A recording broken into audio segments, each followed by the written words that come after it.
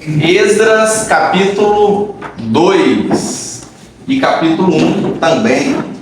Semana passada a gente viu o panorama bíblico do livro de Esdras e também entramos ali no capítulo 1. Hoje nós vamos terminar o capítulo 1 e vamos ver o capítulo 2 de Esdras. Então, só recapitulando, Esdras significa ajuda, que faz muito sentido com o chamado que esse servo de Deus teve. Esdras foi chamado para ser o ajudador, aquele que ajuda o povo de Israel a retornar do cativeiro babilônico, ok? A gente tem 3 nomes para o povo de Deus: hebreus, israelitas e judeus. Qual que é a diferença? Os hebreus são os descendentes dos pais da fé, Abraão, Isaac e Jacó.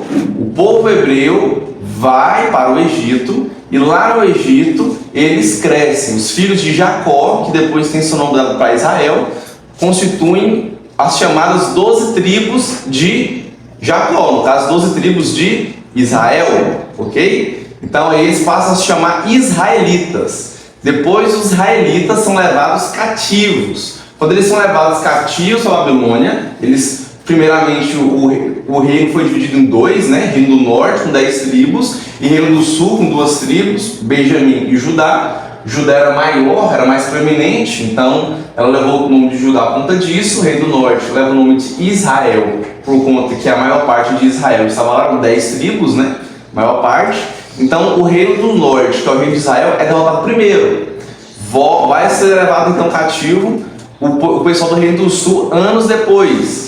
Só que Deus, com a sua graça, já havia preparado o retorno do pessoal. Deus falou: vocês vão, mas vocês vão voltar por 70 anos. Daniel, inclusive, interpreta a profecia de Jeremias, e Daniel fala: olha, os dias de cativeiro serão 70, logo vocês retornarão. Logo vocês retornarão. E assim foi de fato, realmente. Passados 70 anos, Deus levanta um líder, Zorobabel, para levar a primeira remessa. E a partir de então o pessoal passou a se chamar judeu. Por que o povo de Deus mudou de israelitas para judeus agora então?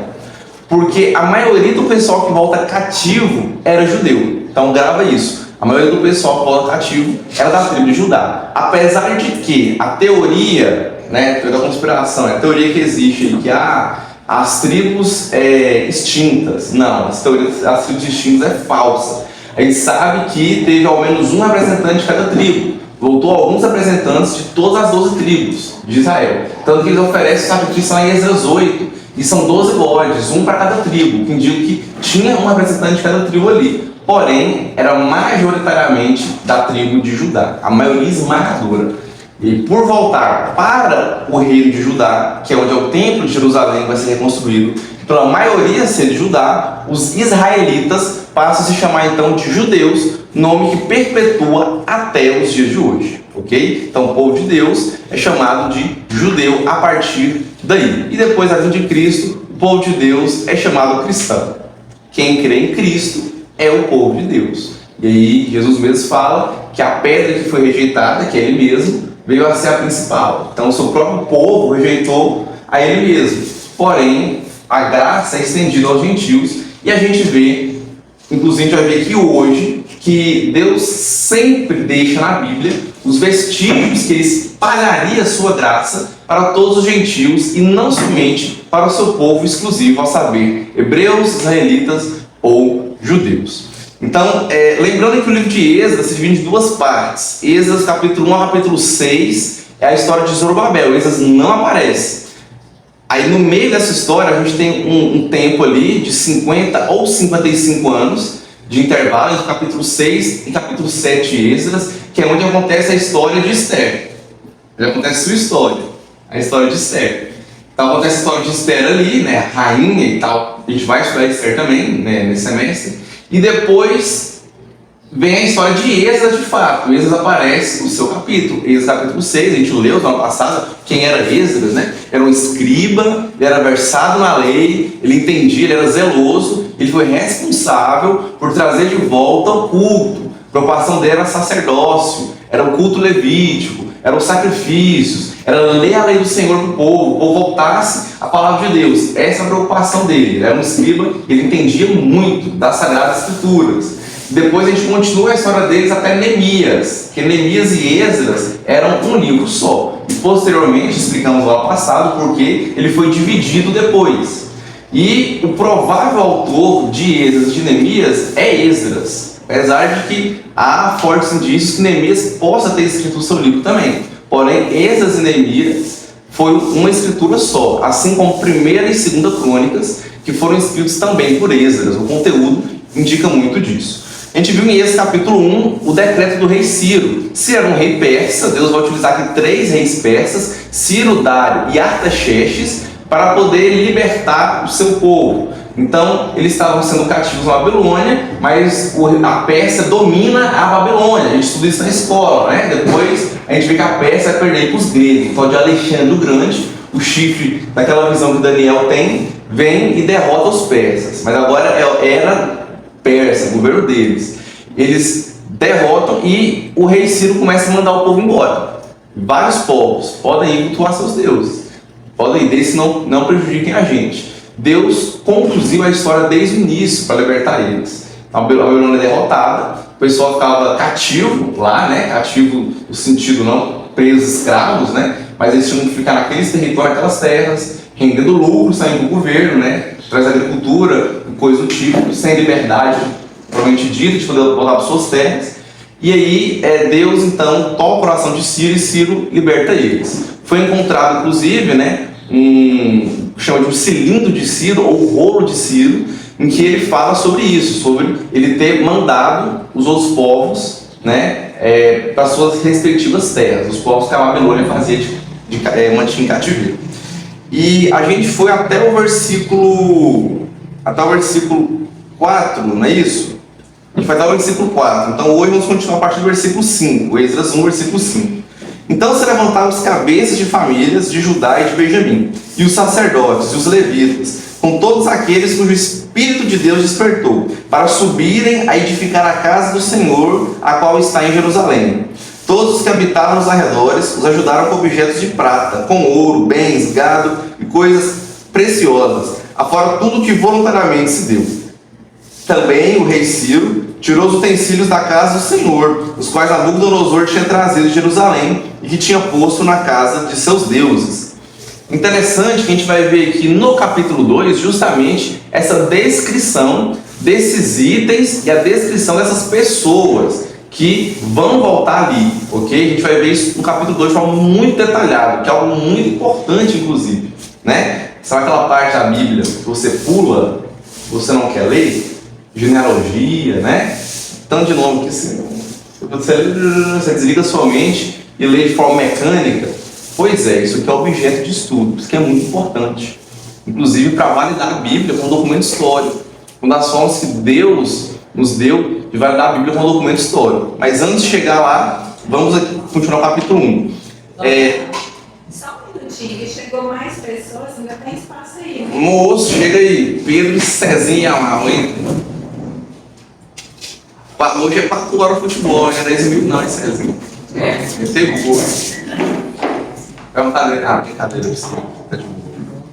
É interessante que Deus levanta pessoas para ofertar para o povo. Gente, viajar naquela época não era viajar como hoje em dia, né? Você não pega um avião e vai embora, não tem ônibus, não tem nem moto. O pessoal ia andando, a pé, jumentinho, né? Cavalo, e já seria um luxo. E a distância era longa. Eles precisavam de recursos financeiros, o pessoal apoia eles. A gente discorreu sobre isso no final do ano passado, né? Se eles que apoiaram, se eram os demais judeus que ficaram, se eram todos os outros povos. Muito provavelmente o decreto de Ciro e decreto do rei naquela época não é justiça de hoje em dia, que vem uma emenda e depois muda, não. Não é justiça que não é cumprida, não. O decreto significa ou obedece ou você morre. No decreto dele, muito provavelmente ele disse que os outros povos da Pérsia, do reino persa, deveriam ajudá-los a ir embora. Ajudá-los deixando passar livremente, sem nenhum tipo de dificuldade, e também ajudar com recursos financeiros, mas ele estipulou valor. Então foi de bom coração. E é assim que devemos ofertar na igreja, ok? Então, às vezes o pastor faz o apelo, ele está precisando ali de um dinheiro a mais, né, levantar uma oferta missionária ou com algo específico. Né? Tem pastores charlatões, sim, existem em várias igrejas, especialmente igrejas de teologia da prosperidade, né? Mas a gente precisa de dinheiro para a obra do Senhor funcionar. A gente precisa de dinheiro para o Senhor funcionar. Através de ofertas, a gente comprou essa mesa de ping-pong, por exemplo. Essa mesa foi uma oferta de uma pessoa e outra pessoa arrumou ela para a gente. A gente precisa de ar-condicionado, manutenção no banheiro e tudo mais. E a obra do Senhor precisa continuar. E o pastor que se dedica inteiramente ao pastorado, que não trabalha, pastor tempo integral, ele precisa de um sustento, ok? Não é salário que é profissão, mas precisa de um sustento vindo da igreja. Então a gente precisa de dinheiro hoje em dia. Então, doe sempre voluntariamente. Cuidado com aqueles que querem sugar o seu dinheiro. Continuando aí, versículo 8. Tirou Ciro, rei da Pérsia, sob a direção do tesoureiro Mitridate, que os entregou contados a Sesbazar, príncipe de Judá. Eis o número deles: 30 bacias de ouro, 1000 bacias de prata, 29 facas, 30 taças de ouro, 410 taças de prata de outra espécie e 1000 outros objetos. Todos os utensílios de ouro e de prata foram 5.400. Todos estes levou Sesbazar, quando os do exílio subiram da Babilônia para Jerusalém. Isso é muito interessante, porque Ezequiel já tinha profetizado isso, que os utensílios seriam levados. Os utensílios eram sagrados, ok? Então isso era uma profanação dos utensílios sagrados, uma afronta ao povo de Deus. O que acontecia? Quando um povo ia lá, invadia uma outra nação, o que eles faziam? Eles quebravam todos os ídolos que existiam, né, dos demais deuses deles. No nosso caso, não tínhamos ídolos. Afinal, Deus não queria isso, ele foi muito claro. Não faça imagens e esculturas, apesar de que alguns tinham um Baalzinho ali, um santinho de Baal ali com ele, né? Que era errado isso. Um dos motivos pelo qual eles foram levados cativos, a idolatria. E Esdras foca, vocês foram levados cativos por conta da idolatria. Quando o povo volta do cativeiro, a primeira coisa que eles fazem é pecar de novo, né? A gente viu isso ano passado, mas enfim. Então, o pessoal é levado cativo muito por conta disso, mas, de certa forma, o que eles tinham ali de físico era o templo que foi destruído, né? O templo de Salomão, que era gigante, foi destruído. Inclusive, uma palavra que resume o livro de Esdras e Neemias é reconstrução, né? Porque a reconstrução do templo é a construção da nação, é a construção religiosa, né? Social, política, né? Eclesiástica, em todos os aspectos, além do templo físico. E eles também levam os utensílios que eram de alto valor. Não sei se você se lembra, quando você leu, ou se você pulou, espero que não, lá em Êxodo, quando Deus descreve tudo detalhadamente, né, para Moisés. Né? Então Deus é muito cuidadoso. Deus é muito cuidadoso. A Arca da Aliança era de ouro, ela tinha uma medida certa, ela tinha um tamanho específico, tudo.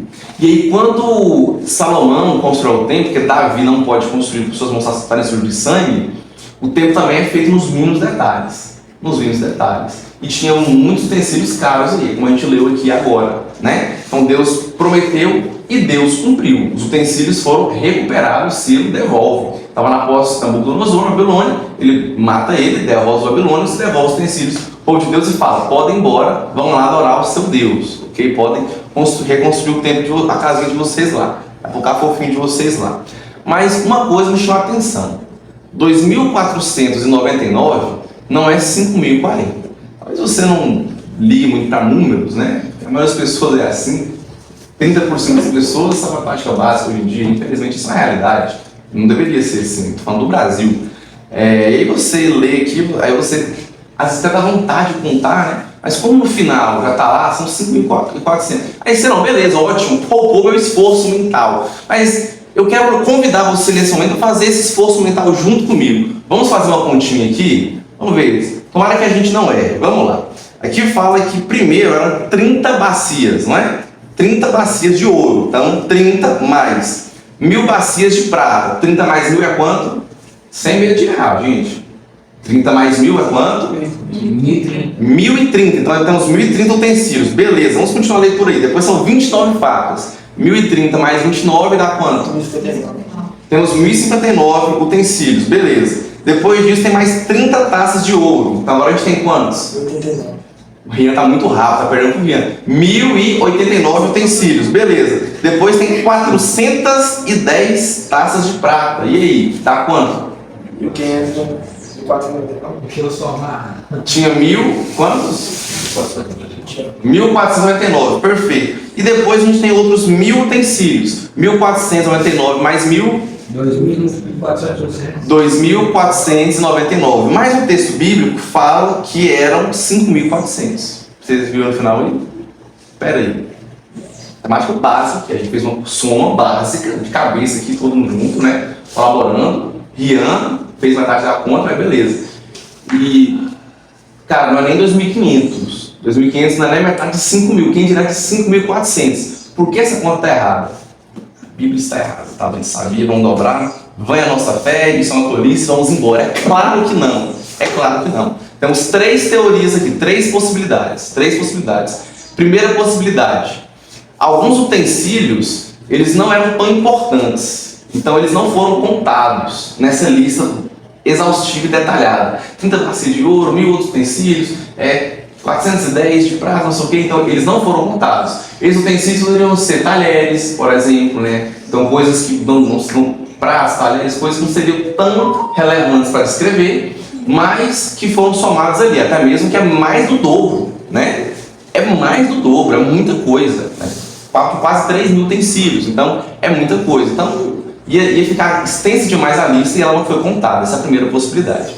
A segunda possibilidade é que inicialmente foi reunido esses 2.499 mil itens, ok? Vamos ler aí comigo, depois que fala a quantidade, e outros 1.000 espécies de objetos. Versículo 11. Todos os utensílios de ouro e de prata foram, como se desse de salto, isso é, depois que eles reuniram esses utensílios, isso encorajou os judeus que estavam ali cativos, agora pelos persas, né, a entregarem voluntariamente os utensílios que estavam em posse deles. Porque no meio da guerra, muito provavelmente, eles pegaram, eles conseguiram esconder um pouco com eles. E eles foram preservando, né, de família em família, porque esses 70 anos passam a geração inteira ali. Alguns que foram levados cativos estavam vivos, outros não. Então passou de pai para filho, talvez até para neto, ok? Então o pessoal foi encorajado a ir lá e entregar os utensílios que eles sabiam pertencer ao Senhor,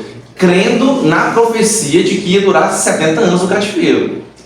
E a gente vai ver isso no capítulo 2 também. Tinha um pessoal que acreditava nisso, que sabia que essa profecia ia se cumprir. Então essa é a segunda possibilidade. Primeira é que a lista não é exaustiva, então tem alguns que não foram mencionados. Segundo, foi um levante inicial de 2.499 e posteriormente inteirou os 5.400, com o pessoal colocando alguns utensílios, podendo ser até mesmo destes. E a terceira possibilidade é um erro mesmo. É um erro.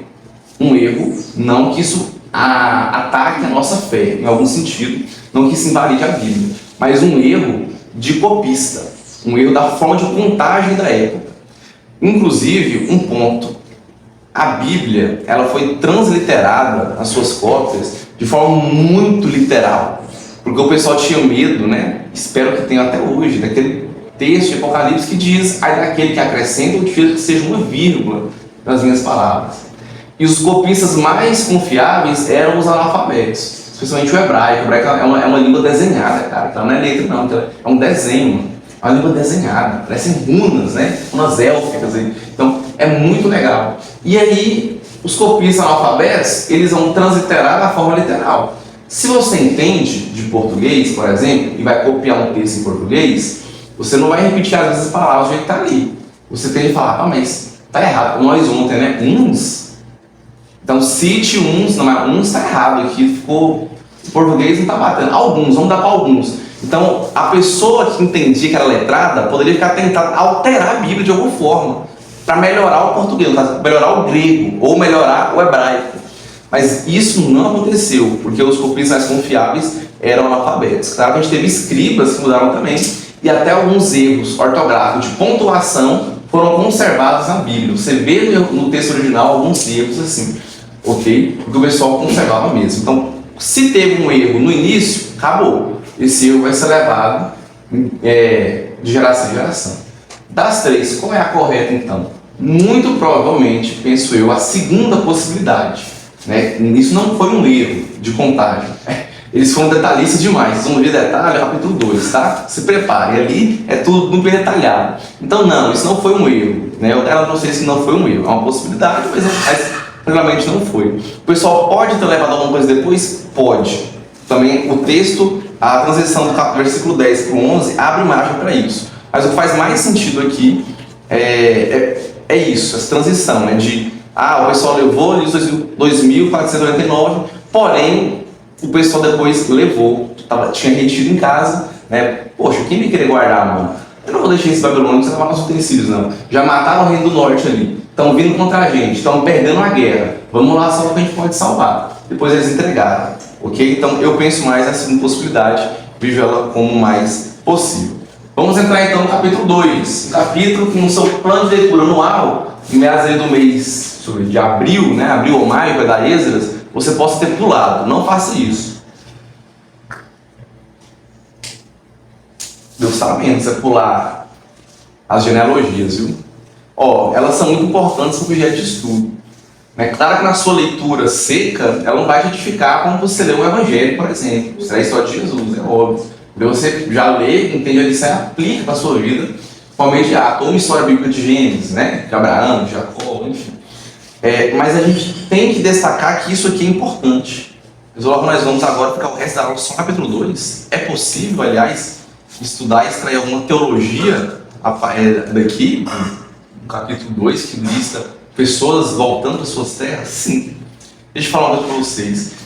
Primeiramente, se não fosse importante, nem estaria aqui na Bíblia, tá? Se não fosse importante, Deus não teria colocado. Então isso aqui tem uma importância, sim. Importante para quem estudou, para ver que a Bíblia é de verdade, para os arqueólogos, né, irem lá e encontrarem essas cidades e validar a Bíblia mais linda, né, Laura? Não. Importante para você. Tem lições preciosíssimas para mim, para você. É possível pregar aqui, tranquilamente, 4 sermões nesse capítulo 2. Tranquilamente, 4 passos, sem ser repetitivo. 4 sermões muito bons, inclusive. Segundo, se isso não fosse importante, Deus não teria repetido essa lista lá em Neemias capítulo 7, alterando apenas alguns nomes. Se você comparar as duas listas, a de Neemias 7 e de Esdras 2, você vai encontrar algumas diferenças. Por quê? A gente tem variações de alguns nomes, né? Como Mordecai, por exemplo, que tem uma variação do nome dele, né? Aquele que é o primo da Esther, que a gente vê na história de Esther. Como a gente vai ver uma variação de um nome aqui, Josué, por exemplo, e Jesus, uma é variação do outro, inclusive. Então, Jesus é como se fosse Josué, o nome, tá? O nome é parecido, a forma hebraica não é muito semelhante, só a pronúncia que é um pouco diferente. Então, também devido a isso, a gente tem uma diferença por causa da língua hebraica e a língua aramaica. Como a gente já discorreu na aula passada, no panorama, boa parte de Esdras é escrita em aramaico, até mesmo a parte dos decretos, né, dos edictos, documentos oficiais do reino persa, cuja língua oficial era o aramaico, né? Valida ainda mais esse texto como Sagrada Escritura. E a gente vai encontrar essa diferença, mas no geral a lista é a mesma, tá? A lista é a mesma. Às vezes muda o nome uma referência de, sei lá, da casa de fulano para o lugar que ele veio, a cidade que ele veio. E é isso. Então é importante, senão não estaria na Bíblia. E a gente pode, juntamente disso também, extrair com importância teológica aqui mais 3 coisas. A primeira, Deus, ele tem um relacionamento pessoal com cada um do seu povo. Por isso, cada nome aqui é citado. Cada nome aqui é citado. Os representantes das casas, é claro, para isso é muito grande. Então, a Bíblia pode. Então, quase 50 mil pessoas retornam, gente. Quase 50 mil pessoas. Ele vai colocar cada nome. Mas todo mundo aqui é mencionado, todo mundo é lembrado. Isso é, Deus se importa com todos. Talvez você possa, em algum momento da sua vida, achar que você foi esquecido por Deus em alguma situação difícil. Mas saiba, Deus se lembra de você, Ele te conhece. Ele não é como a gente, talvez eu consiga durante a semana, atenção para 10, 5, às vezes 2 pessoas e ajudá-las. Deus é onipotente e onipresente. Ele sabe de tudo e Ele está com todos. Ele está com você também, em toda situação. Ele acompanha a sua vida. Ele vê as lágrimas que você coloca no travesseiro e que ninguém mais vê. Ele vê você chorando no chuveiro. Deus está com você. Ele está com você. Quando está caminhando, chegando em casa e está triste, abatido, Deus está com você. Segundo, pessoas comuns são importantes para os planos de Deus. Então a gente vê que Deus utiliza pessoas comuns para restaurar seu povo. A gente tem um grande destaque para Zorobabel, é óbvio. Zorobabel era o líder, né? Ele que lidera o pessoal, ele leva a galera. Depois Esdras e Neemias também, são os 3 líderes aí, destacados. Mas Deus utiliza pessoas comuns para cumprir esse propósito. A gente vê isso o tempo todo e vamos ver isso especialmente ao decorrer do estudo do capítulo 2. E por fim, o terceiro ponto é essa numeração aqui, essa forma que ela é escrita, bem parecida com os relatos que a gente tem lá em Números, no censo em Números, e também em Josué, aqueles censos que a gente tem do povo. Pois é, porque da mesma forma que o povo, quando sai do Egito, quando eles são libertados do Egito, os hebreus, que agora passam a se chamar israelitas, quando eles são libertados do cativeiro egípcio, Deus conta o povo de forma detalhada, faz sua aliança, né? Eles vão à Terra Prometida da mesma forma, há um paralelo muito forte aqui. Deus liberta eles do cativeiro babilônico, né? Que sob o domínio persa agora, liberta eles, também descreve de forma detalhada que eles estão retornando. Também o nome do povo muda de israelitas para judeus, e Deus também cumpre sua promessa. Então, um contraste muito legal, proposital aqui, nesse texto bíblico, que vocês vão ver quando a gente chegar no último versículo, que é o versículo 70, beleza? Mas nós não faremos a exposição versículo por versículo, tendo em vista que tem versículos que é literalmente os filhos de Elam 1254, e é isso aí, 1254, bola para frente, né? Então a gente não vai aprofundar de forma exaustiva capítulo por capítulo, vamos ficar com uma visão panorâmica e extraindo as lições centrais importantes que a gente tem nesse capítulo 2, que muito provavelmente, seja sincero, você pulou quando estava lendo. Ou se leu, ou você leu de forma mecânica, você desligou sua mente, rapaz. Estava lendo pensando em outra coisa. Pode falar a verdade, porque fica chata a leitura, fica cansativo. Mas tem coisa importante aqui. Vamos lá então? Primeiro os versículos 1 a 3. Vamos fazer uma leitura alternada? 3 pessoas leiam, por favor. Um leu o versículo 1, um leu 2, outro leu 3. Esses são os filhos da província que voltaram do cativeiro, no meio dos exilados que Nabucodonosor, rei da Babilônia, tinha levado para lá. Eles voltaram para Jerusalém e para Judá, cada um para sua cidade. Os quais vieram com Zorobabel, Jesua, Neemias, Seraías, Selaías, Mordecai, Bilzan, Mispar, Bigvai, Reum e Baná. Eis o número dos homens do povo de Israel. Os filhos de Paros, 2.172. Ok. Então a gente vê aí nos primeiros versículos, né, no versículo que então leu em diante, vai seguir nesse ritmo. Pode passar o exatamente ver aí, nesse ritmo. Os filhos de Paros foram 2.172, beleza. Mas antes dessa lista, é mencionado, né, que são esses. Então isso é uma lista, galera, uma lista que voltaram. Olha que bênção que é. O pessoal ansiou tanto por esse momento. Passam 70 anos de cativeiro. Finalmente eles estão retornando para a terra prometida. Olha que bênção, estão retornando para suas casas, né? Já tinham herdado, foram deserdados e estão retornando. O primeiro a ser mencionado é Zorobabel. E nessa época, eles eram mencionados sim por nível de importância, tá? Então Zorobabel, por ser o líder que estava conduzindo a galera ao retorno, e inclusive Zorobabel, ele tem um título aqui que vai aparecer lá na frente, tá? Tirzaka, que significa governador, é um título persa, tá? Para governador, ou uma forma, trazendo para o português, para o nosso dia, de dizer Vossa Excelência, Vossa Excelência Zorobabel. Não era qualquer um, Vossa Excelência Zorobabel. E aí de um juiz, se você não chamar ele no tribunal, de Vossa Excelência, né? Pois é, então Zorobabel era governador, ele tinha um poder político muito forte, também religioso, e ele é salvo primeiro junto com 10 companheiros. Vocês viram aí a lista de 10 companheiros que ele tem aí? Interessante essa lista, né? Então os nomes bem conhecidos aí nessa lista, conhecidos só que não.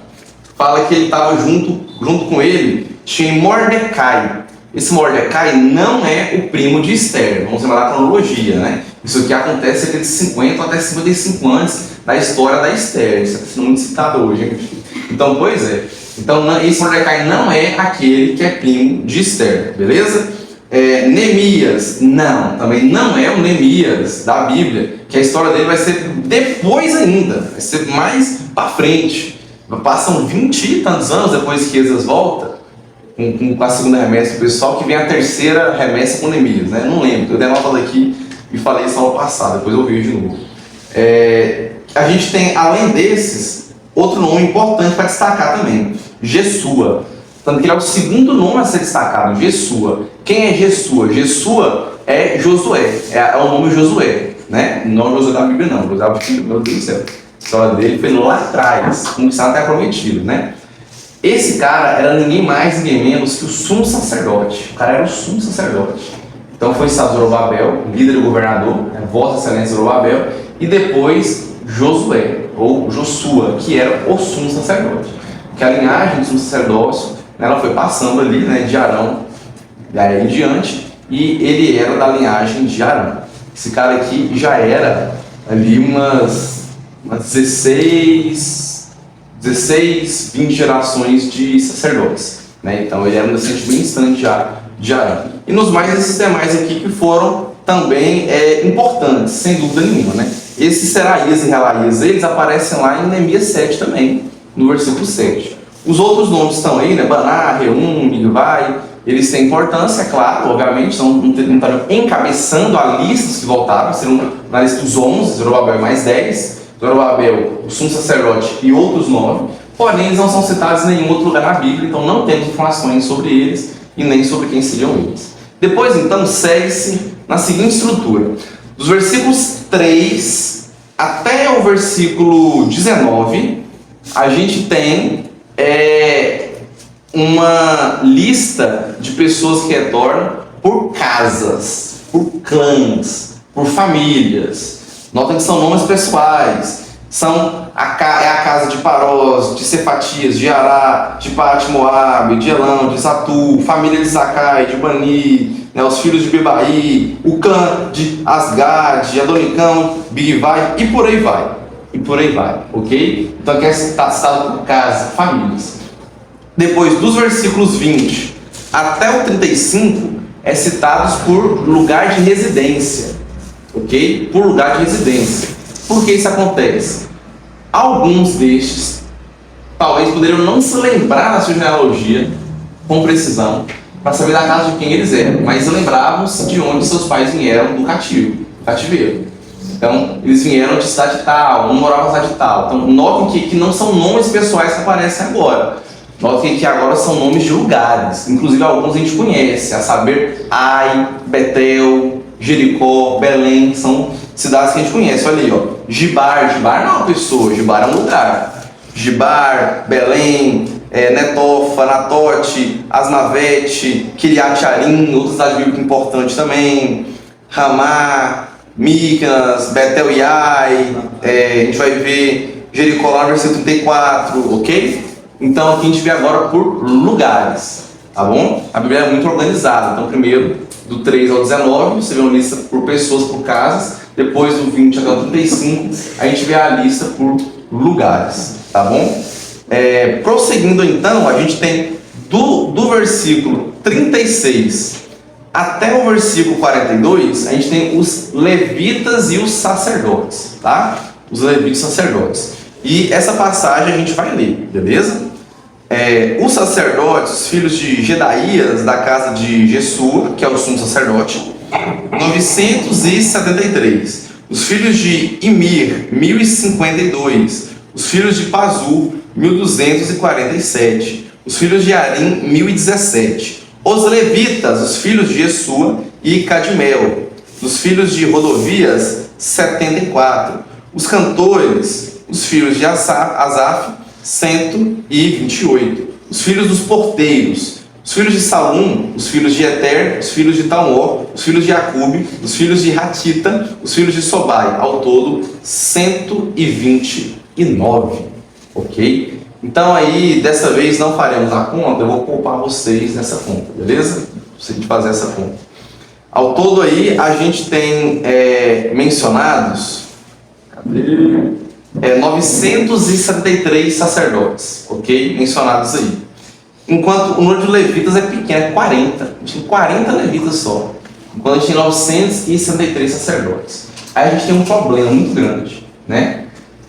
Os sacerdotes exerciam a função mais excelente, mais sublime que os levitas, ok? Os sacerdotes eram descendentes diretos de Arão. Os levitas eram da tribo de Levi. Você se lembra que uma tribo não recebeu porção de terra como herança? Uma tribo virou sacerdote. Eles estavam em todo o povo de Deus, todos. Então é a tribo de Levi, que é o terceiro filho de Jacó, de Israel. Então eles não receberam terra. Eles estavam dedicados, né, a estar ali auxiliando o povo de Deus e sendo levitas, servindo ao Senhor. Um serviço muito bom, muito nobre. Os levitas trabalhavam, eles comiam uma porção do sacrifício que era feito. Só eles podiam comer. Se você não fosse levita, você não poderia comer.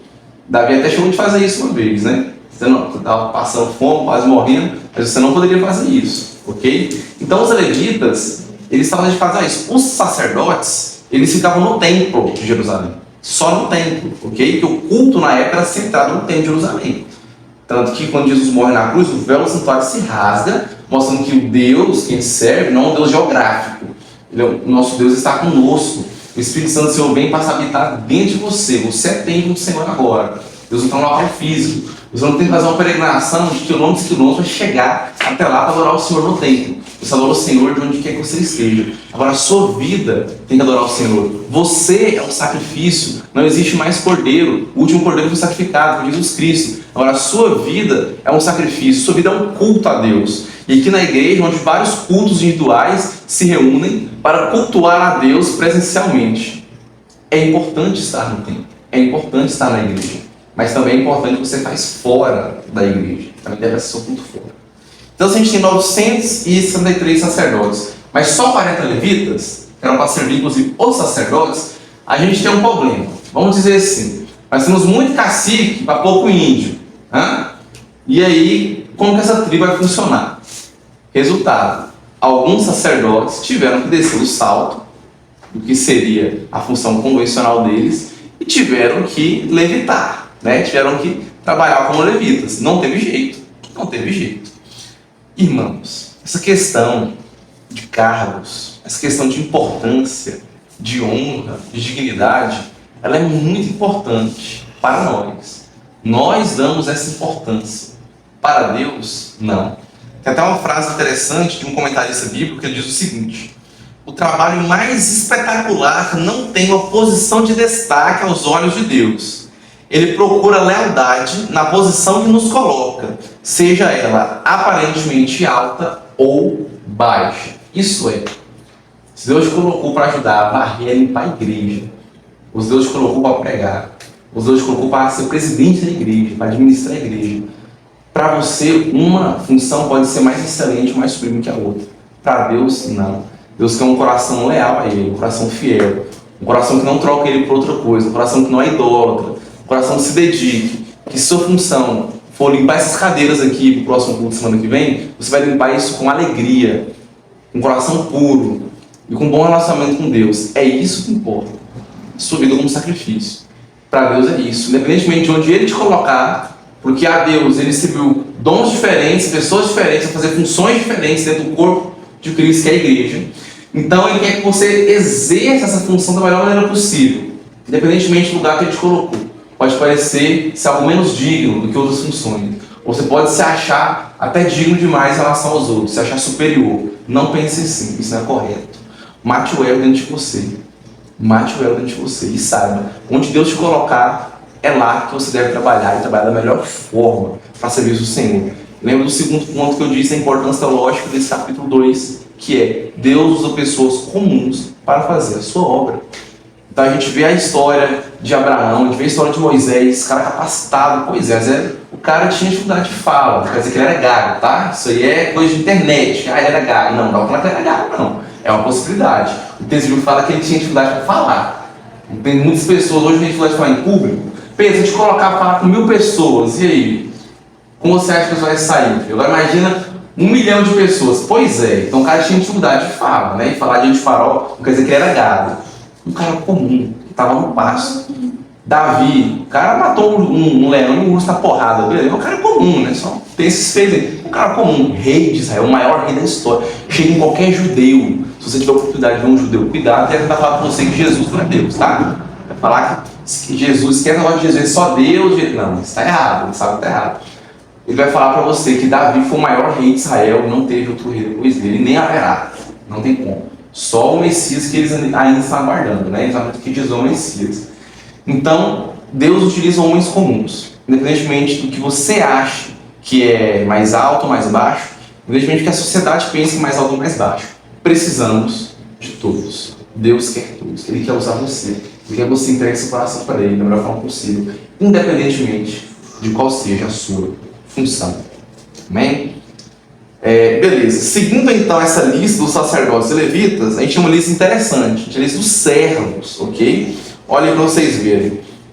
Dos versículos 43 até os 58, a gente tem aí dois tipos de servos, tá? A gente tem os netineus, que eram os serviçais do templo, que serviam no templo, né?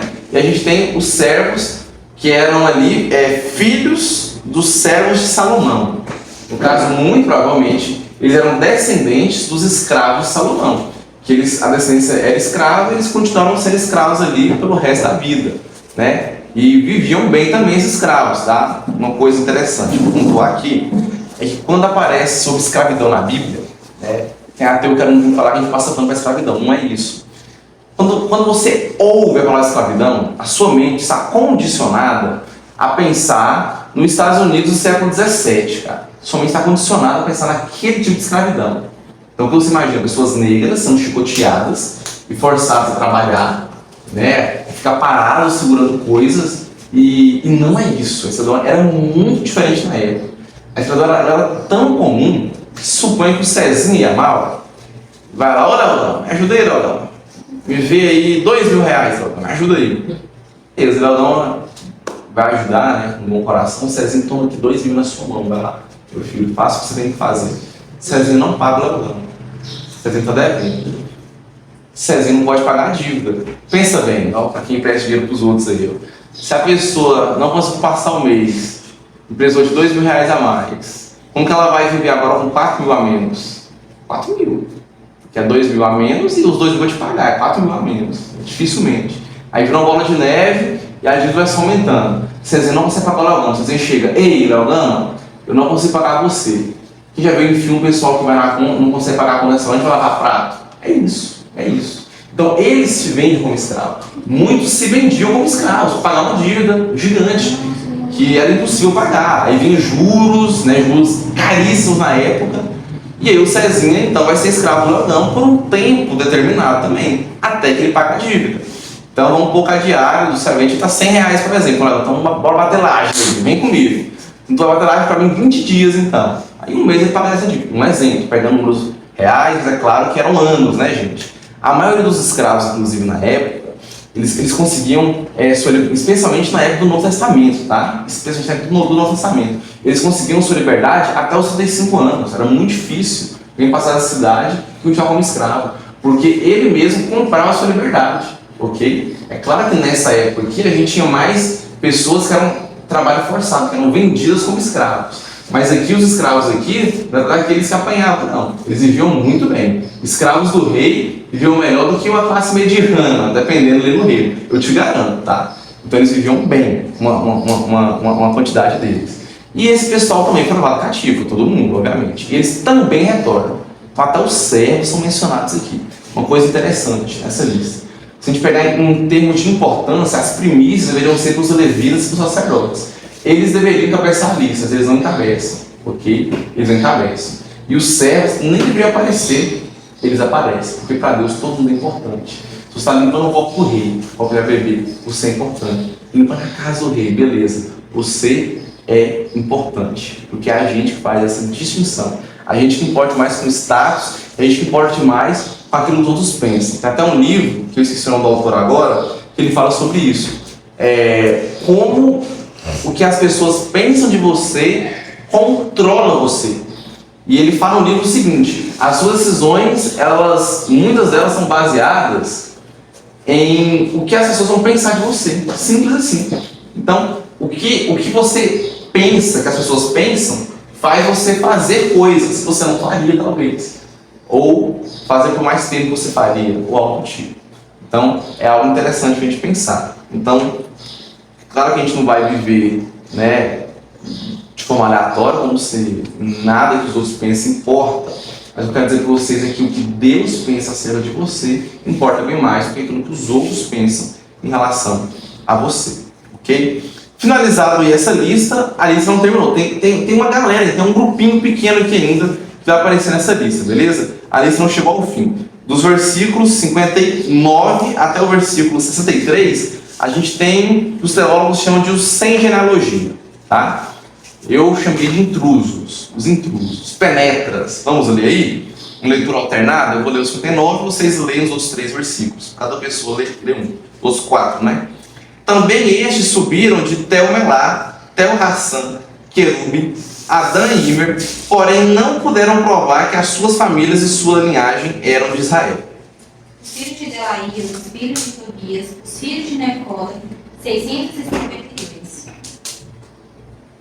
Também dos filhos dos sacerdotes, os filhos de Abaias, os filhos de Cós, os filhos de Barzilai, que se casará com uma das filhas de Barzilai, o Gileadita, e que foi chamado do nome dele.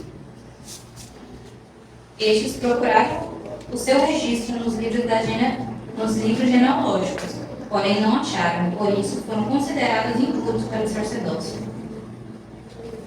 O governador lhes disse que não comessem das coisas sagradas, até que se levantasse um sacerdote com Urim e Tumim. Toda essa Não só no 73, meu filho. Segura, mas você vai ser o primeiro a ler o 64, então 70. Segura aí. É interessante que, assim, pelo momento, mas a gente pulou os primeiros ali, até o 35, óbvio, né? Tem muito o que explorar essa aula, assim, por riposo, porque uns pontos mais importantes trabalhar aqui. Mas essa passagem você quis ler, então tem coisa aí, mas eu não consegui ver de imediato. Para mim é só uma lista normal, como a gente viu das outras, né? Então, o que poderia ter de importante aqui para a gente trabalhar? Meus amigos, tem muita coisa. Primeiro, esses caras sem genealogia são citados na Bíblia, eles estão na lista. Eles poderiam facilmente ser tirados para escanteio, mas Deus não quis assim. Eles não foram tirados para escanteio. E as suas casas, suas famílias são citadas da mesma forma que os israelitas, ou a partir de agora, em breve, né, os judeus. Mostrando que Deus sempre teve intenção, como eu falei no começo da aula, de estender a sua graça aos gentios, ao povo que não é considerado seu povo, a um povo que não é judeu. Então, esse pessoal que está aqui sem genealogia, simboliza a gente. Alguns dentre eles até poderiam ser judeus de fato, que apenas não conseguiram provar. Outros não. Outros eram intrusos, que estavam querendo ir realmente. Estavam querendo ir juntos. Ok? E é interessante que o pessoal aqui fala que era até sacerdote, né? Não está cheio de gente assim hoje em dia? Eu sou apóstolo. Auto-intitula apóstolo. Irmãos, não existem apóstolos nos dias de hoje. Se alguém se auto-intitula apóstolo, está errado. Está errado. Tá errado. Falar apóstolo fica enviado, todos somos apóstolos. Mas quando o cara se chama de apóstolo, ele está carregando um título que está muito além disso. Todos somos enviados por Deus para pregar o evangelho a toda criatura. Então a conduta é íntegra diante de Deus. Beleza. Porém, o apóstolo é um dom de ter todos os dons.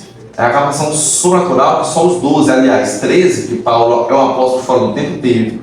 E se Paulo, que foi Paulo, teve que defender sua autoridade apostólica na Epístola aos Coríntios, quem sou eu para levantar hoje e falar que eu sou apóstolo ou não? Ninguém. O cara que se auto-intitula pastor, está errado. Não é assim que acontece. Não é assim. Se você tem um chamado pastoral, beleza, você vai ser pastor. Deus vai conduzir. E isso vai acontecer ali com imposição de mãos, com oração, com consagração e com o que a gente chama na Igreja Batista de ordenação. Você será ordenado a pastor. Fique tranquilo, fique tranquilo, fique tranquilo. Você será ordenado pastor. Agora está cheio de gente abrindo igreja própria. Não, porque esses 2000 anos de história está tudo errado. A minha igreja que acerta, né? A minha igreja que acerta. O bolso dele que é certo. O bolso dele, né? Isso é visão só lucro. Então está cheio de gente que sabe, venham para a minha igreja, abrindo igreja. A pessoa se auto-intitula pastor, isso está errado, isso não é correto. Infelizmente, tem muita gente aqui. Inclusive aqui em São Luís aconteceu isso na época. Eu não vou citar como mulher, não vou citar o nome, que se é da Assembleia, eu dou uma igreja para ela. Não sabe quem é também? Cara, não é correto isso. Isso não é correto. Ok? Bom, você abriu uma igreja, perguntaram essa semana, inclusive. Na quarta-feira, falei, não, eu plantaria uma igreja. Agora abrir uma igreja não. Plantar uma igreja é muito diferente, abrir uma igreja. Plantar uma igreja é o quê? Em Hidrolina não tem trabalho batista, por exemplo. Suponha que a convenção, né, chegue em mim e me envie para lá. Aí eu plantaria uma igreja, iniciaria um trabalho. Mas notem que isso está sendo apoiado, né, por uma convenção batista goiana. E que também estou debaixo da autoridade deles. Caso você saia da linha, faça alguma besteira, seja pregando heresias lá ou extorquindo os irmãos, eles vão intervir, vão me tirar de lá. Aí está a diferença. O monopólio não é meu, a igreja não é do Lohan, é minha. Essa é a diferença, né? Como foi, por exemplo, a Igreja Batista Lagoinha, que é uma igreja, era uma igreja que sai da nossa convenção, a CBB, Convenção Batista Brasileira, e a igreja começa a ficar centralizada nos Valadão, a família Valadão, o que é um erro.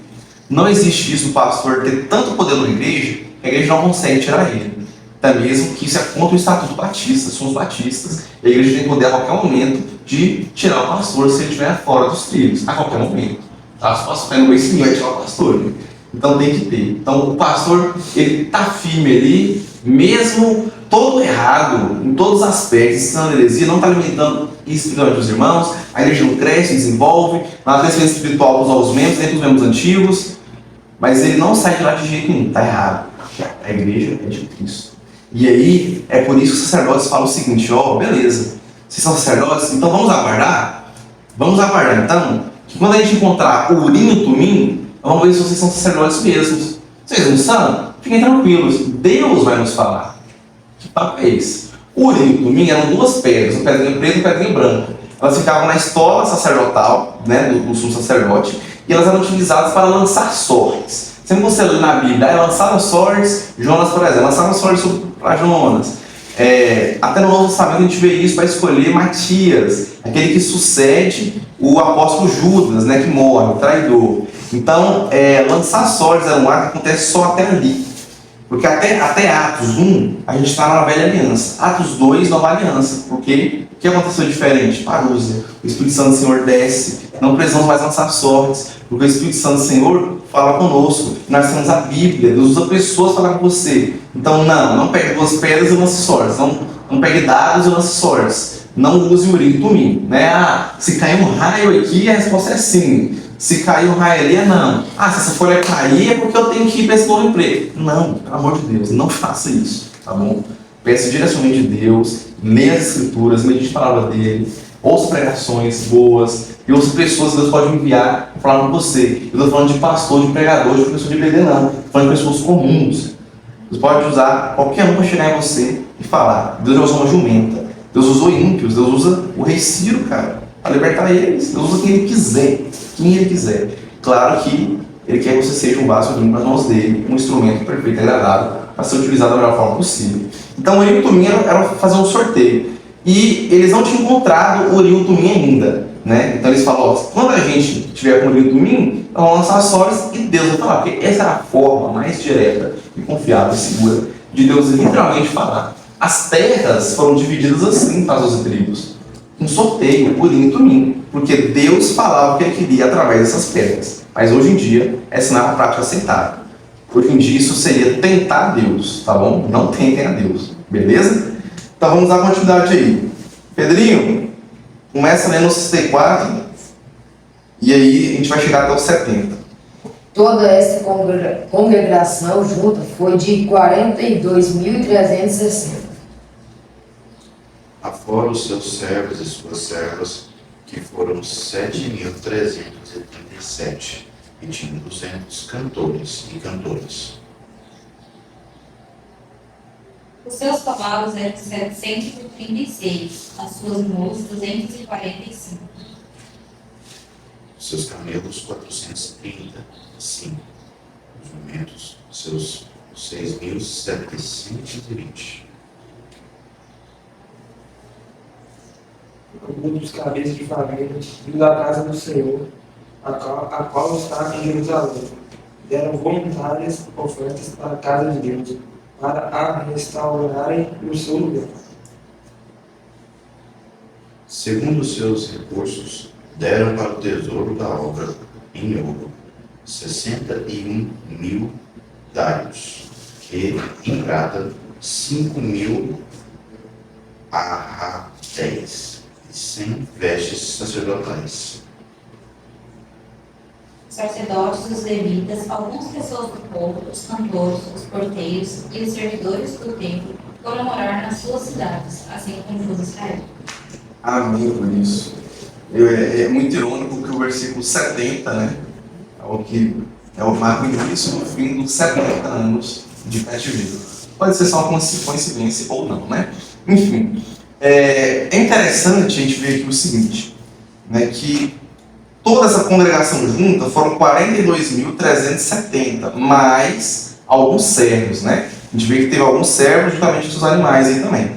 Aí ao todo, somando a galera toda, para for pagar daquela conta que a gente fez aquela hora também, passa em casa se você quiser, são 49.897. Então quando falar em cerca de 50 mil, né? Pois é por isso que a gente arredonda 50 mil, né?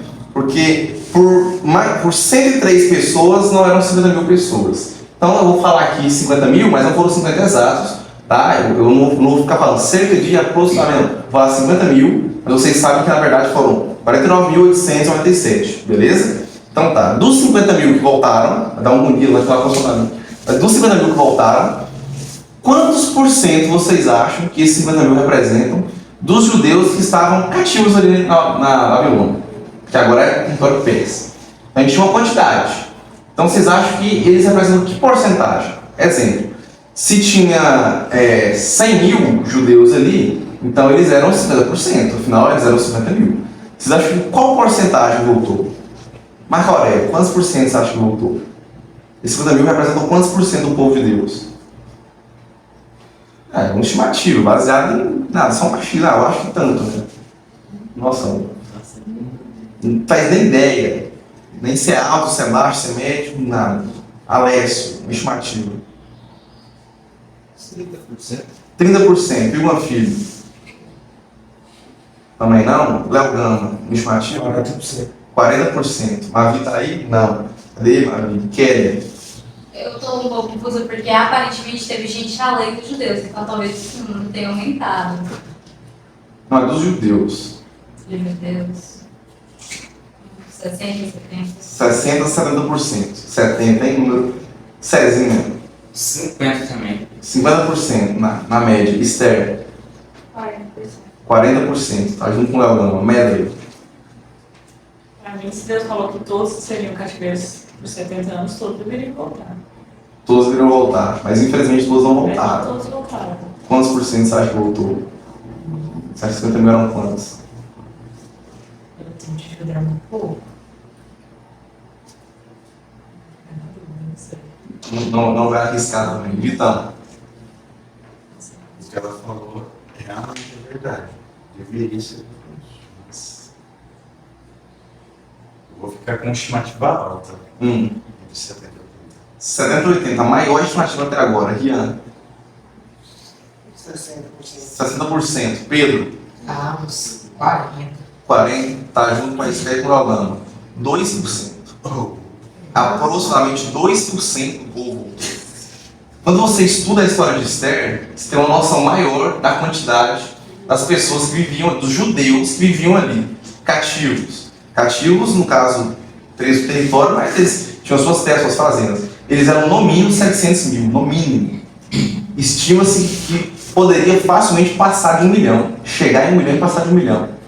E aí a média disse que ela ia para um número bem baixo, ela ia acertar. Porque todos foram levados, por mais que muitos morreram na guerra. Então o povo de Deus não era tão pouco, não era menos de 100 mil, entendeu? Para quem jogou aí valores acima de 50%. Né? Então é interessante que a gente pensa, não votou todo mundo, beleza, tinha que votar todo mundo. Mas não votou todo mundo. Mas votou uma galera boa, não. Aproximadamente 2% votou. No máximo 5%.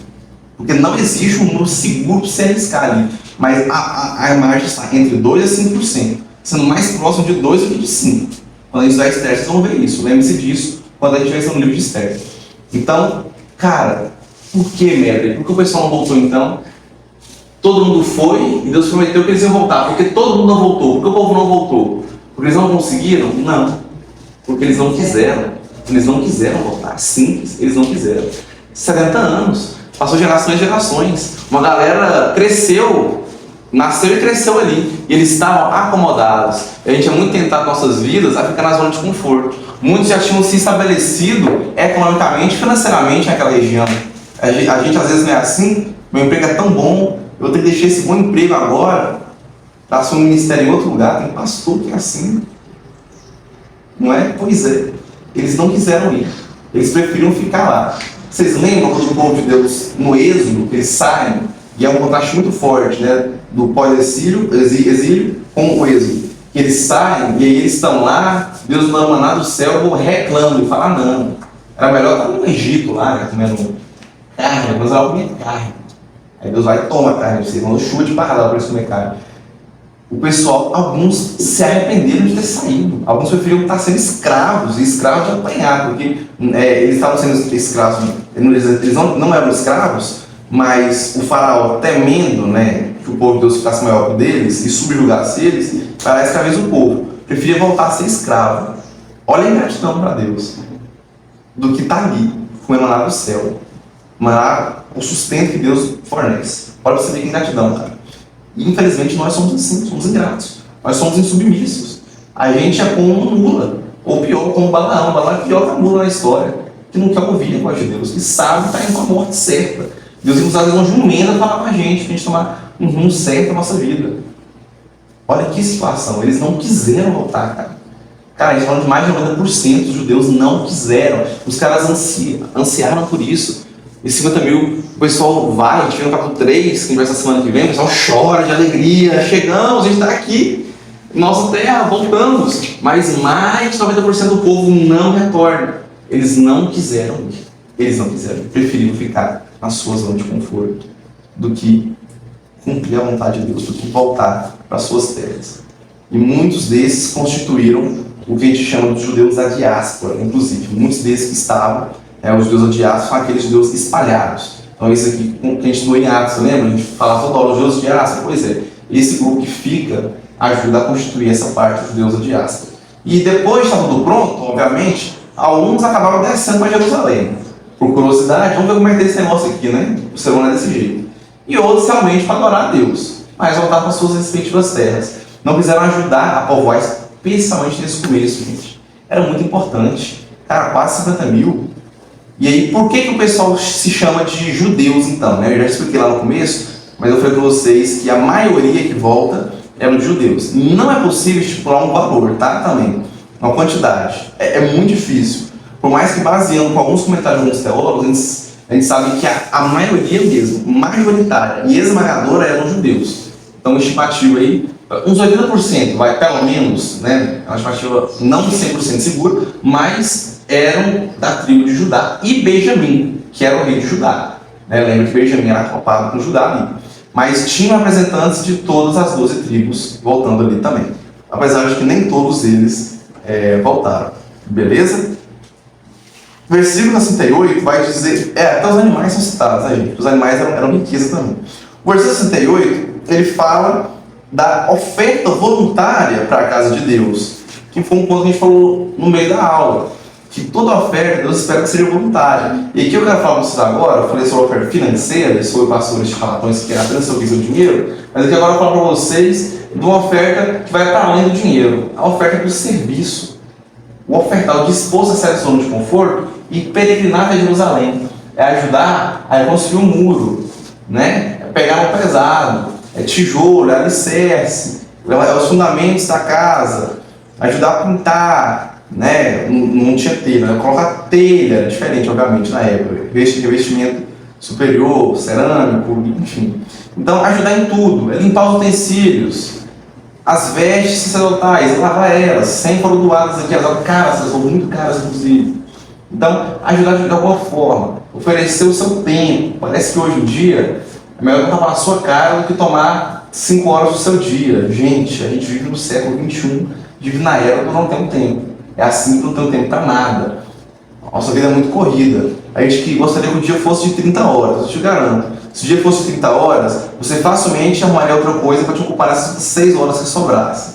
E eu te garanto, essas 6 horas que sobraram, nem metade eu significaria para Deus. Eu te garanto isso, infelizmente, inclusive. Isso eu falo com a vergonha nossa, ok? Então a gente fica falando que a gente tem tempo, mas a gente tem que tirar um tempo para Deus, porque isso é importante para nós. Faça o devocional, faça a leitura bíblica, faça estudos bíblicos também em conta própria, não somente absorva os estudos de uma escola bíblica, que é muito bom. Hoje é uma boa pregação expositiva nas suas igrejas aos domingos, ou um estudo na quarta-feira. Mas estude em casa também. São 3 disciplinas espirituais diferentes: devocional, leitura bíblica e estudo. Então leia grandes porções da Bíblia. Pega, lê 3 capítulos de uma vez só. Ou pega um livro com mistério, que é mais curto, né? E lê. Ok? E lê. Lê um curtinho, só 4, melhor ainda. O mistério é 10. Mas pega e lê, dá para você ler rapidinho. Então você vai gastar ali, em média, tá lendo Hebreus inteiro, 13 capítulos. Em média, tu vai gastar 15 minutos para ler. 20 se você for muito lento, cara. 20 minutos é o episódio de um anime. Não é nem o episódio de uma série, que é 40, cara. Então, às vezes, a gente maratona, né? E eu mesmo já falei pra vocês, eu já maratonei com minha mãe 10 episódios de uma série, num dia, assim, não dá. Pá. Ela pra almoçar, para ir no banheiro e pronto, ó. De tarde até de noite, cara, 10 episódios é muita coisa. Pois é. Se eu pegar o tempo de um desses episódios, 40 minutos, e eu lesse um texto bíblico, muito obrigado, Pedro. Em 40 minutos você lê a maioria dos textos dos livros da Bíblia. A maioria. Dá pra você ler quase todas as epístolas paulinas, né, no seu ritmo de leitura. Em 40 minutos, é sério. Dá pra você ler quase todas elas. Então leia, medite. Isso é importante. Então não vive com essa de eu não tenho tempo. Tenha tempo para Deus. E ofereça o tempo de forma voluntária. E se discipline para isso também. E aí, falando agora de recursos financeiros, né, que é o que foi doado aqui, o trabalho vai falar sobre isso ao decorrer da exposição do livro de Êxodas. Cada um deu segundo seus recursos. E aí, isso aqui é um tapa na cara daqueles pastores chamados, não deixar de pastores, aqueles lobos que devoram as ovelhas, que falam: ó, Cezinho, você não vender sua fazenda e depositar aqui no pastor, né? E o meu filho, vende seu gado lá. Não, seu gado não é seu da tia Cleide, mas não. Dá o seu gado para mim aqui, ó. Entrega para o pastor, entrega para a igreja, oferta para o Senhor. Rapaz, vou vendendo casa para entregar para o pastor, gente do céu. Esse versículo simples já refuta, ó. E eles deram 69. Segundo os seus recursos, deram para o tesouro da obra. Segundo os seus recursos significa não tudo que eles têm. Deus quer tudo que você tem, isso significa que Ele quer seu tempo, Ele quer você por inteiro, Ele quer você como sacrifício, como culto racional, santo, perfeito e agradável a Ele. Ele quer você, o seu dinheiro, Ele quer que você doe na medida que não te prejudica. R$50 faz falta para você?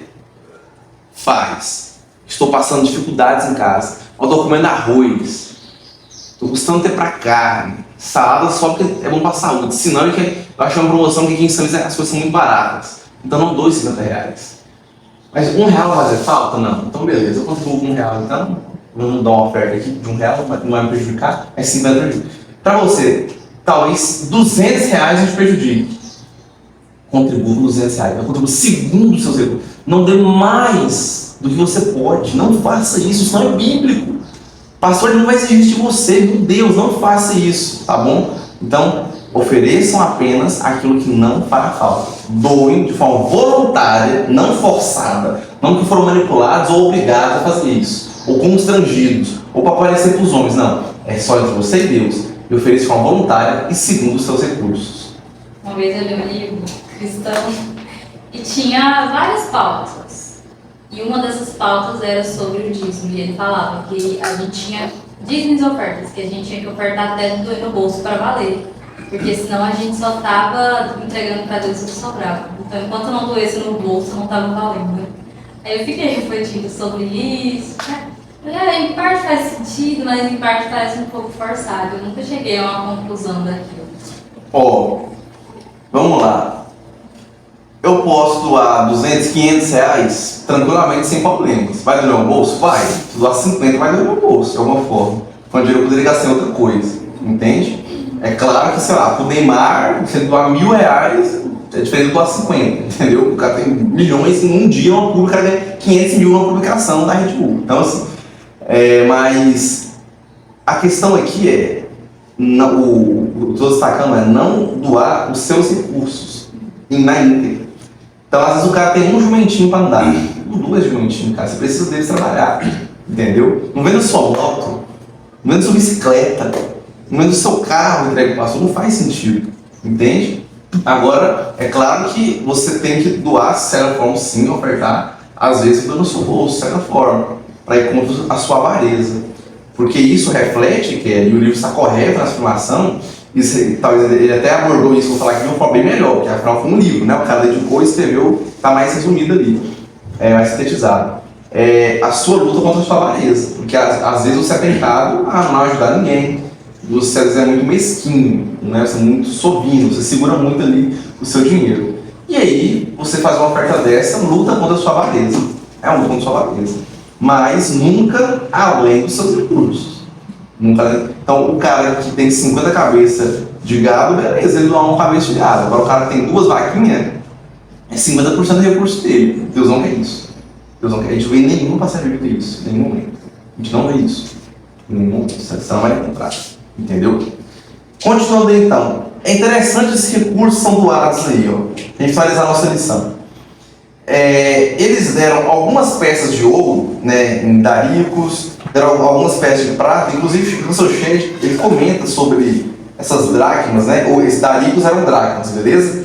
Ele fala acerca dessas minas de prata, que elas pesavam 500 gramas cada. Então, pela quantidade, a gente tem um total de 2,5 toneladas de prata, é muito prata, velho. 2.500 quilos de prata, é muita coisa. E aí a gente quer saber o seguinte, resumindo, né? Não vale não. A gente quer saber hoje, quanto que esse dinheiro vale hoje, de forma resumida, né? Vamos pular as etapas de transferência, como é que fala? De cota não, tem um tempo para isso. Vamos ser câmbio, então. Vamos pular a parte do câmbio, pular direto para o valor.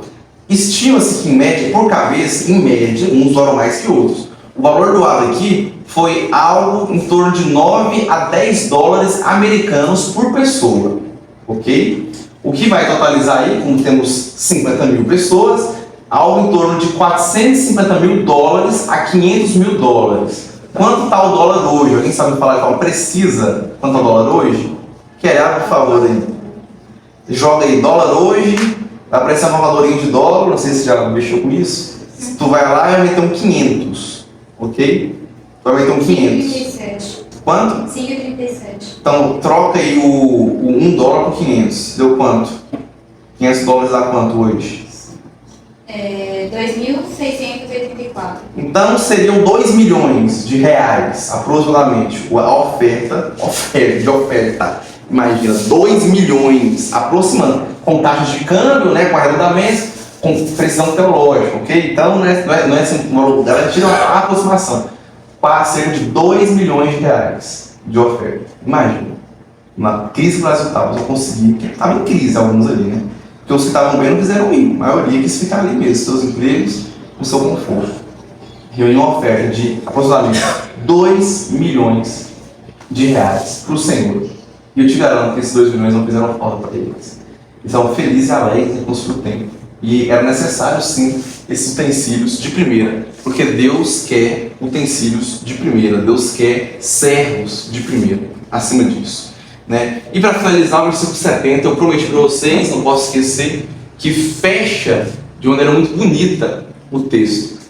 Tem 3 palavrinhas que aparecem aqui, e lá no versículo 1, tem um contraste entre elas, muito interessante, fica muito fechadinho, como se tivesse um começo e um final. Vamos ler o versículo 1 de novo? O versículo 1 fala: são estes os filhos da província que subiram do cativeiro, dentre os exilados que Nabucodonosor, rei da Babilônia, tinham levado para lá, e voltaram para Jerusalém e para Judá, cada um para a sua cidade. O versículo 70 diz: os sacerdotes, os levitas e alguns do povo, tanto os cantores como porteiros, os servidores do templo, habitaram nas suas cidades, como também todo Israel. Então se trata dos porteiros. Eles serviços transmitem tanta importância aos olhos dos homens. Para Deus é importante. E eles citam que aqueles que subiram, voltaram e habitaram. Versículo 1, aqueles que subiram e voltaram. Versículo 70, habitaram. Isso é, eles foram levados cativos, subiram em cativeiro. Porém, eles voltaram. Deus cumpriu sua promessa. Subiram, passou 70 versículos, pois é, passou 70 anos. Subiram e voltaram. E não somente voltaram, habitaram as suas terras. Eles habitaram as suas terras. Então Deus tinha dado a terra prometida para eles, eles voltam para a mesma terra. Isso é muito importante. Deus é fiel para cumprir qualquer promessa. Deus promete, Deus cumpre. Se Deus prometeu, Ele vai cumprir. É a gente que é infiel para com Deus. Esse versículo que fala que mesmo a gente sendo infiel, Deus continua nos amando, ele é um tapa na cara. Ele é confortador. Eu não quero que você não tenha um sentimento de conforto ao ler esse versículo que está lá em Tiago 2. Mas eu quero que antes do conforto, você sinta a dor do tapa na cara, que é saber que Deus é fiel a você, mesmo que você o traia todos os dias os seus pecados. Deus é fiel, Ele permanece fiel. É a gente que falha. É tanto que Deus pede para o seu servo Oséias, capítulo 3, casar com um prostituto. Falar, é assim que eu me sinto. Tá achando ruim ela te trair todo dia? Pois é. O meu povo me trai todos os dias. Nós somos a prostituta nessa história. E Deus é Oséias. Pois é. Às vezes você fica sentido, né, com a traição, um relacionamento amoroso. Às vezes a forma de olhar, uma conversa, que às vezes a pessoa vê uma conversa estranha do lado do seu cônjuge, você acha ruim, às vezes o seu cônjuge não fez nada demais. Ou um amigo, né, tem intenção de amizade. Pois é. Imagina Deus. Exatamente. Então muitas coisas são traições. É a traição hoje em dia. Eu sempre falo para vocês. Então, hoje em dia, dependendo da sua intenção, uma curtida no stories pode ser traição. Dependendo, pode. Dependendo da sua intenção, claro que pode ser. A forma que você conversa. Então, no relacionamento, tem uma postura séria, rapaz. Tem uma postura séria.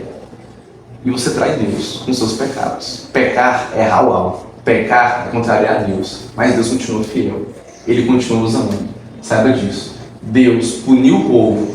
Deus tratou com o povo através de uma circunstância ruim. Que Deus não precisa fazer isso com você. Você não precisa sentir na pele, na cara, sentir a dor para poder voltar aos caminhos do Senhor, para fazer a vontade dEle. Deus quer você junto dEle e Ele vai cumprir sua promessa. Seja fiel para com Deus, assim como Ele é fiel conosco. Amém?